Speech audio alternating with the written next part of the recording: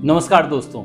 आज हम बात करेंगे revenue cycle management optimisation for government and private hospital. Welcome to Medicarth, आपकी one stop destination for health care business strategies, hospital growth and system optimisation. मैं हूं doctor Sarvendra और आज हम बात करेंगे एक ऐसे टॉपिक पे जो आपके हॉस्पिटल को फाइनेंशियली वायबल बना सकता है और आपके हॉस्पिटल का एक फाइनेंशियल बैकबोन बन सकता है। टॉपिक का नाम है रेवेन्यू साइकिल ऑप्टिमाइजेशन। चाहे हॉस्पिटल गवर्नमेंट हो चाहे प्राइवेट हो, अगर आप रेवेन्यू को एक्यूरेटली मैनेज नहीं कर रहे हैं तो आप रोज पैसा खो रहे हैं, वो भी साइलेंटली। आपका पैसा कहाँ जाएगा, कैसे जाएगा, वो आपको पता भी नहीं चलेगा। चलिए अब बात करते हैं प्रॉब्लम की। प्रॉब्लम गवर्नमेंट हॉस्पिटल जैसे कि डिस्ट्रिक्ट हॉस्पिटल जयपुर का हो चाहे सिविल हॉस्पिटल बॉम्बे का हो, वो फेस करते हैं डिले इन आयुष्मान भारत, जो स्टेट स्कीम का रिम्बर्समेंट प्रोसेस है।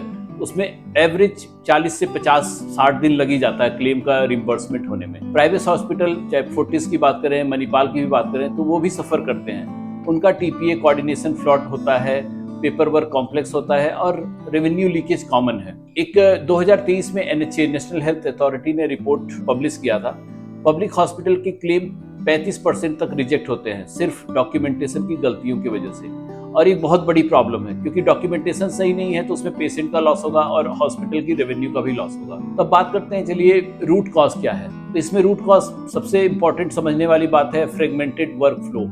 कोई यूनिफाइड सिस्टम नहीं है, पुअर डॉक्यूमेंटेशन, डॉक्टर्स बिजी हैं और कोडिंग गलत हो जा रही है, मैनुअल क्लेम, हर स्टेज पे पेपर वर्क, हाई डिनाइल्स, लगभग 10 से 15% क्लेम वापस आ रहे हैं और वो सेटल नहीं हो रहे हैं।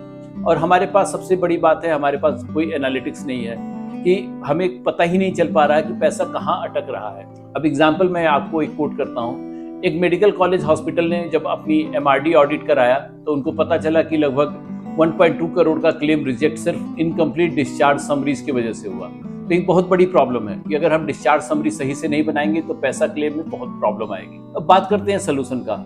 Let's decode the smart way of RCM model into 5 layers. पहला लेयर है फ्रंट एंड ऑप्टिमाइजेशन, जिसमें डिजिटल रजिस्ट्रेशन हो, रियल टाइम एलिजिबिलिटी चेक किया जाए कि भाई आयुष्मान भारत योजना के तहत वो पेशेंट एलिजिबल है या नहीं है, सीजीएचएस आरजीएचएस के तहत वो एलिजिबल है या नहीं है। स्कीम की काउंसलिंग हो, कम से कम मरीज को पता लगे कि उसमें क्या क्या प्रॉब्लम्स, क्या क्या उसकी बीमारियां कवर्ड है।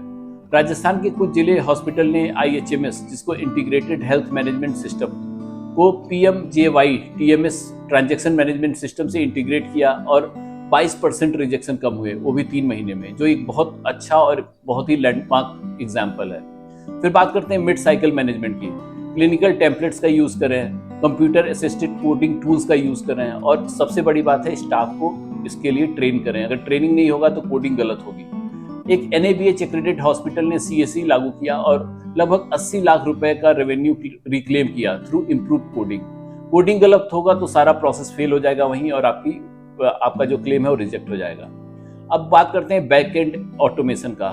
जैसे NCHX है, नेशनल हेल्थ क्लेम्स एक्सचेंज, अगर उसको हम इंटीग्रेट करते हैं आयुष्मान भारत में, जो कि आयुष्मान भारत डिजिटल मिशन का हिस्सा है, तो रियल टाइम डिनाइल का डैशबोर्ड होगा, इलेक्ट्रॉनिक रिमिटेंस प्रोसेसिंग होगी। एग्जाम्पल है तो उत्तराखंड स्टेट हॉस्पिटल ने PMFS सिस्टम इंटीग्रेट किया, जो फाइनेंशियल मैनेजमेंट सिस्टम है, और वो देखा कि उसका जो क्लेम डिनाइल है वो 50% कम हो गया। तो इन सब के साथ अगर हम बात करें तो कॉस्ट सेंटर अकाउंटिंग, तो डिपार्टमेंट वाइज हम कॉस्ट निकालें, रेवेन्यू मैप करें, आइडेंटिफाई करें कि किस डिपार्टमेंट में डायलिसिस, रेडियोलॉजी, OT, कहाँ पे हॉस्पिटल अपना यूटिलाइजेशन कम कर रहा है, कि OT में यूटिलाइजेशन कम हो रहा है। तो उससे क्या होगा कि हॉस्पिटल का जो रेवेन्यू है 25% तक बढ़ सकता है। अब हम इसको करेंगे कैसे? सबसे इंपॉर्टेंट होता है digital integration and automation. RPA robotic process को ऑटोमेट बॉट से इंटीग्रेट करें, जिसमें AI टूल से हम फ्रॉड डिटेक्शन भी कर सकते हैं। क्लाउड RCM डैशबोर्ड बना सकते हैं, जिससे हमको पता लगेगा कि रियल टाइम हमारा क्लेम कहाँ रिजेक्ट हो रहा है। चेन्नई के एक हॉस्पिटल ने RPA बॉट्स की बदौलत लगभग 30% अपना एडमिन कॉस्ट बचाया और ओवरऑल 18 लाख के आसपास का उसने एक्स्ट्रा रेवेन्यू जनरेट किया। अब बात करते हैं impact of optimise RCM government hospital में। गवर्नमेंट हॉस्पिटल में सबसे इंपॉर्टेंट है फास्टर रिम्बर्समेंट होगा, आप बेटर स्कीम कंप्लायंस कर पाएंगे और इफिशियंट बजटिंग और रिसोर्स को यूज कर पाएंगे, जिससे पेशेंट भी खुश होगा और आपकी रेवेन्यू भी आएगी। वहीं हम प्राइवेट हॉस्पिटल की बात करें तो अकाउंट रिसीवेबल डेज रिड्यूस होगा, उसके बाद मोर वर्किंग कैपिटल आपके पास होगा और इन्वेस्टर जो आपके हॉस्पिटल में इन्वेस्टर हैं वो उनका कॉन्फिडेंस बढ़ेगा। एक एनालिसिस करते हैं, एक दिल्ली बेस्ड चेन हॉस्पिटल ने डिनाइल एनालिटिक्स डैशबोर्ड इंप्लीमेंट किया और 4 महीने में लगभग 2.5 करोड़ रुपए रिकवर किए। तो ये एक बहुत सही एग्जाम्पल है कि आरसीएम कैसे हमको बेनिफिट दे सकता है।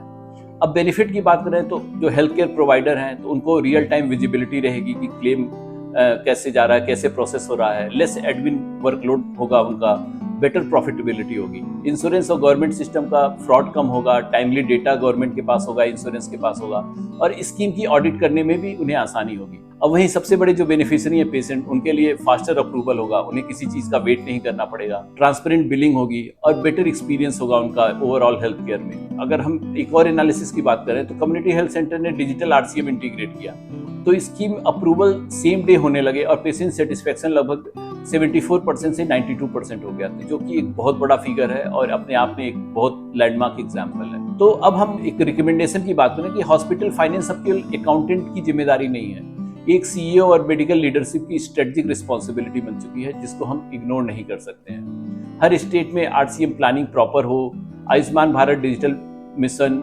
एनएचसीएक्स और पीएफएमएस के साथ इंटीग्रेशन होना बहुत जरूरी है क्योंकि रेवेन्यू साइकिल मैनेजमेंट डायरेक्ट आपके प्रॉफिटेबिलिटी पे असर डालता है और इसको सही से इंप्लीमेंट करने के लिए स्टाफ को ट्रेन किया जाए, डॉक्यूमेंटेशन और स्कीम के रूल्स उनको समझाए जाए, क्योंकि स्टाफ ट्रेन नहीं होगा तो ये सारा सिस्टम फेल होगा, आपके क्लेम डिनाइल होंगे, पेशेंट भी नाराज होगा। अगर आप एक हॉस्पिटल एडमिनिस्ट्रेटर हैं, डॉक्टर हैं या हेल्थ केयर एंटरप्रेन्योर हैं, टाइम है डिजिटल आरसीएम को अडॉप्ट करने का।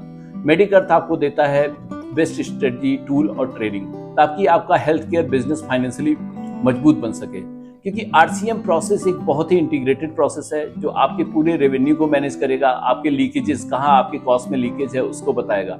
जैसे कि अगर आपका ओटी टाइम यूटिलाइज नहीं हो रहा है प्रॉपर, तो अगर आप प्रॉपर कॉस्टिंग करेंगे आरसीएम की मदद से तो आपको पता लगेगा कि आपका ओटी क्यों नहीं यूटिलाइज हो रहा है। जो 80% यूटिलाइज होना चाहिए वो 60-65% ही यूटिलाइज होता है। तो ये आपको एक बहुत अच्छी सस्टेनेबिलिटी फाइनेंशियल ट्रेजेक्टरी देता है कि आप अपने अकाउंट्स को मैनेज करें, आप अपने लीकेजेस को मैनेज करें और साथ में जो भी क्लेम डिनाइल हो रहा है उसको ट्रैक करें और जो भी आपके क्लेम फंसे हुए हैं उसको ट्रैक करके उसका एनालिसिस करके उसको रिक्लेम करें ताकि आपका पैसा आपके पास आए। तो दोस्तों, अगर आपको आरसीएम पे वीडियो पसंद आई हो तो प्लीज़ मेरे चैनल मेडिकर्थ को सब्सक्राइब करें, लाइक करें और साथ में औरों के साथ शेयर करें ताकि हम और अच्छे और एनालिटिकल वीडियोस बनाते रहें। Thank you very much.